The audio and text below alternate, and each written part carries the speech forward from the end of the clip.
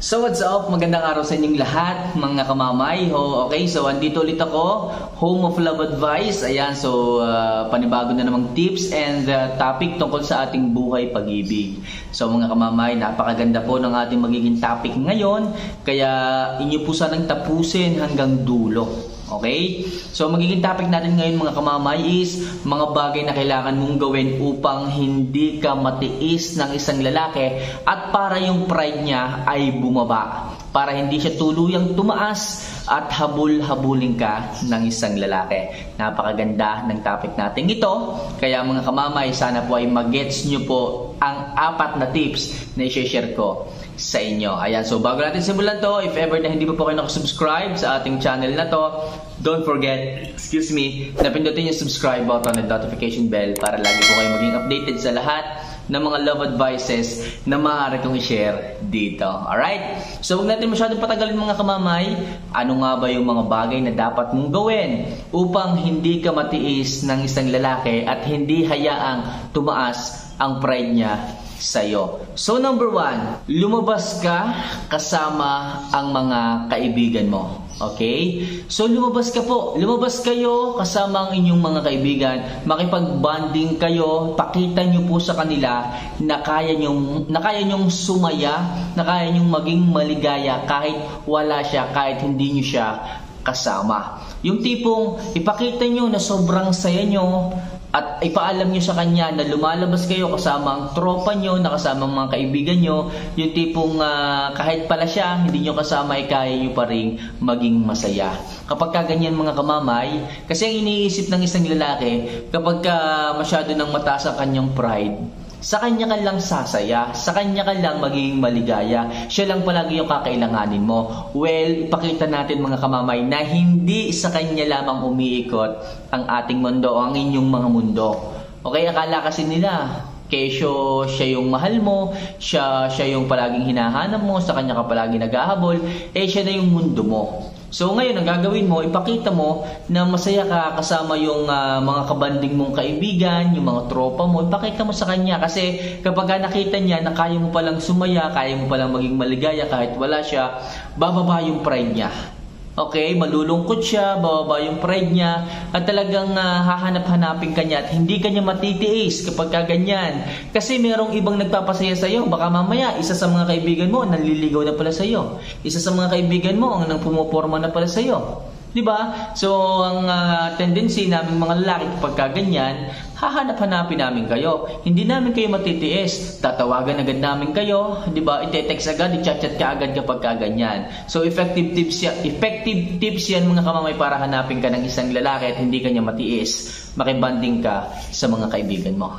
Alright? So, number 2, huwag mo siyang i-block. Okay?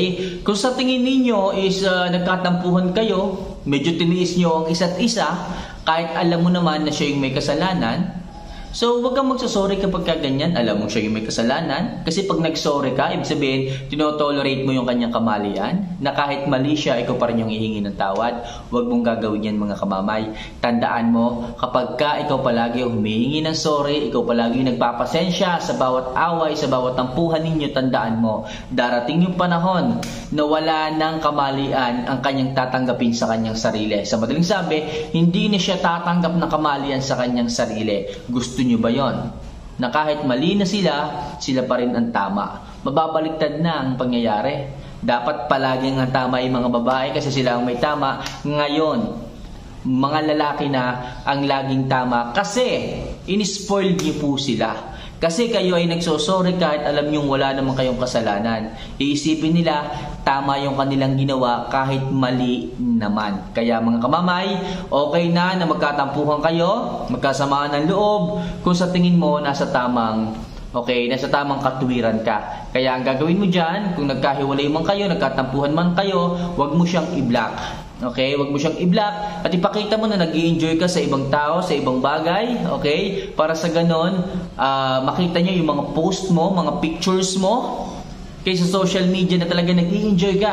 At pag nakita niya yon, talagang magtataka yon, malulungkot, mahahabag, mapapaisip, 'di ba? Isipin niya na, Aba, wala yatang balak humingi ng sorry sa akin si Mahal. Wala yatang balak humingi ng pasyensya sa akin. Siguro ako nga talaga yung may pagkakamali, may pagkukulang. So, hindi ko talaga siya matiis. Tatawagan ko na nga. Diba? So, kapag gano'n, na-realize niya na mali talaga siya at wala kang balak i-tolerate yung kamalian niya, siya yung lalambot, bababa ang pride niya at i-message kanya. Okay? Kaya kung ako sa inyo mga kamamay, huwag niyo po silang ibablock. Huwag niyo po silang aalisin sa inyong friend list o kung ano man, para sa ganun makita niya lahat ng kasiyahan mo, happiness mo sa buhay at bumaba yung pride niya sa kanyang sarili. Alright? So next, mag-post ka ng pinakamagandang larawan, picture mo sa social media. Okay? So kapag ganyan mga kamamay, sabi ko nga sa inyo kanina, hindi nyo po sila binlock at nakikita niya lahat ng post mo. Yung tipong maaalala niya na ito talaga yung niligawan ko eh. Ito talaga yung nagustuhan ko sa kanya, yung sobrang ganda niya, sobrang lakas ng appeal niya, di ba? Maiisip niya yon. Kapag na-realize niya na, teka lang, ito yung babaeng nagpatibok ng puso ko. Bakit nagtatampo to sa akin? Bakit gagaganto kami? Di ba? So marirealize niya yung kanyang masasayang kapag nakita kanya sa social media na napakaganda. Kaya kung ako sa inyo, piliin niyo yung napakagandang kuha nyo, napakagandang picture ninyo, at talagang lalambot dyan ng isang lalaki kapag nakita kanyan. Baka mamaya, one of your friends, ikaw yung nililigawan, one of your friends, pinopormahan ka na pala, marami, nag-o-overthink po ang isipan ng isang lalaki. Maraming naiisip, nagiging advance, kaya minsan nagsiselos, kaya minsan nagpapakita ng hindi okay sa kanila yung mga ginagawa ninyo. Kapag nagpakita ng ganyan, ibig sabihin, bumababa na po yung pride nila. Okay? Mahal pa rin po kayo nila kapag ganyan. Okay? So, last. Alamin mo yung paborito niyang katangian ng isang babae. Okay? Kung sa tingin mo, gusto niya yung mahaba ang pangunawa, gawin mo yon kamamay. Okay? Kasi hindi po matitiis ng isang lalaki ang isang babae na gusto niya yung ugali. Okay? Ibig sabihin, minahal ka nito dahil sa ugali mo, dahil sa isang ugali mong ganito. So, alamin mo yon kung ano talaga yung gusto niyang ugali sa'yo. Tapos, kung meron man siyang gustong ugali sa na hinahanap niya, gawin mo. Okay? So, yun yan sabi ko sa inyo, kung ang gusto niya ay mahaba ang pasensya, habaan niyo po ang pasensya. Okay? Kung siya naman magagalit, pero mahaba na rin naman pasensya mo, kasalanan niya na yon. So, pero hindi talaga niya matitiis yung isang babae na gusto niya yung ugali. Ibig sabihin, kung alin yung ugali na gusto niya sa isang babae, yun ang palagi niyang nakikita. Doon siya nahuhumaling, doon siya babalik. Kaya kung ako sa inyo mga kamamay, alamin nyo sa isang lalaki kung ano yung gusto niyang bagay, gusto niyang ugali sa isang babae, at yun po ang inyong ipakita sa kanya. Sigurado ako, hindi kayo matitiis kasi lagi niyang maaalala na ganitong ugali mo, na sobrang bait mo sa kanya, kaya talaga may possible.